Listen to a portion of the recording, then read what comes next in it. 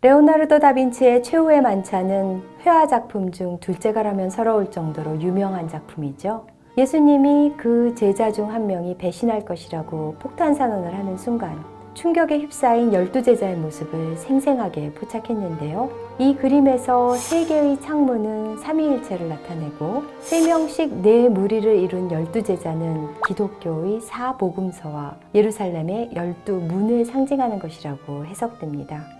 레오나르도 다빈치는 워낙 천재적인 인물이라 하늘은 가끔씩 인간이 아닌 신을 우리에게 내려보낸다는 평가를 받기도 하죠. 다빈치는 미술뿐 아니라 의학, 물리학, 수학적 지식까지 두루 겸비한 인물이었습니다. 그래서 모 대학은 학생부 종합전형을 다빈치형 인재전형이라고 이름 붙였는데요. 오늘 수학 비타민에서는 다빈치가 최후의 만찬에 담아놓은 수학을 찾아보겠습니다. 완전수는 어떤 수의 진약수의 합이 그 수와 같아지는 경우를 말하는데요. 우선 진약수란 자기 자신을 제외한 약수를 말합니다. 예를 들어보죠.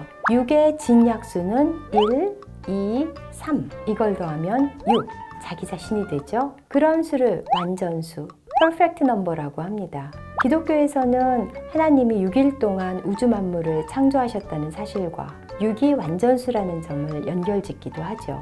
예수님은 12제자를 모두 아끼셨지만 가장 많은 사랑을 받은 것으로 평가되는 게 사도 요한입니다.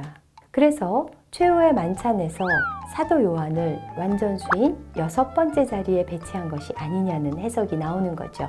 완전수를 기준으로 부족수, 과잉수를 나누는데요.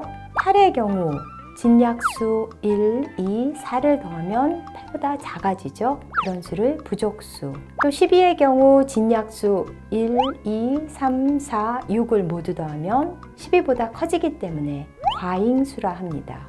완전수와 함께 친구수도 소개해드리겠습니다. 진약수의 합이 서로 엇갈리면서 같아지는 한 쌍의 수를 친구수라고 합니다. 220과 284를 보면 220의 진약수를 모두 더하면 284, 역으로 284의 진약수를 모두 더하면 220이 됩니다. 이처럼 친구수는 특별한 관계이기 때문에 친구와의 우정이 변치 않기를 기원하는 의미에서 친구수가 적힌 열쇠고리를 나눠 갖는 풍습도 있습니다. 또 성경의 창세기 32장을 보면 야곱이 형 에서를 위해 염소와 양을 보냈는데 그 수가 각각 220마리입니다. 여기서 220은 우연이 아니라 형제 간의 우애를 나타내는 의도적인 선택이 아니었을까요? 최후의 만찬은 원근법을 적용한 작품으로도 큰 의미를 갖습니다. 원근법이 등장한 것은 르네상스 시대인데요. 그 이전 중세는 종교가 모든 분야에서 우선권을 갖는 시대였죠. 그러니까 그림을 그리더라도 신과 천사는 중심에 크게 그리고 그에 비해 보잘것없는 인간은 주변적인 것으로 작게 묘사했습니다. 그렇지만 르네상스 시대 인간 중심의 인본주의 사상이 나타나면서 달라지죠. 인간의 눈에 보이는 그대로 가까운 것은 크게, 먼 것은 작게 사실적으로 그리기 시작했습니다. 그게 바로 원근법인 거죠. 14세기 화가 두치오의 최후의 만찬을 보실까요? 다빈치의 최후의 만찬과 달리 입체감이 느껴지지 않고 평면적이고 단조롭죠. 원근법은 3차원 입체를 2차원 평면에 표현하는 회화 기법입니다. 수학에 사형기하학이라는 분야가 있는데 사형이란 프로젝션, 즉 3차원을 2차원으로 투영시키는 것을 말합니다. 그러니까 미술의 원근법과 수학의 사형기하학은 아이디어를 공유하는 거죠. 원근법은 사물의 멀고 가까움을 표현하기 위해 천장의 평행선들이 한 점에서 만나도록 그리는데 이 점을 소실점이라고 합니다.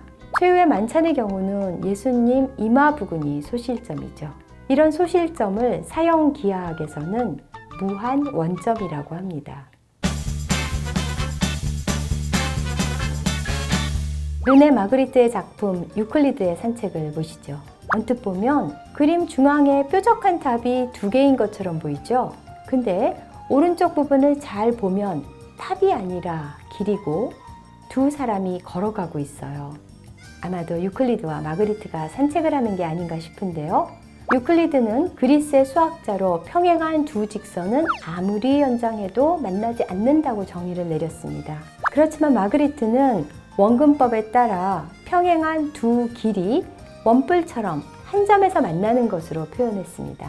오늘은 명화 최후의 만찬을 수학과 관련지어 보았는데요.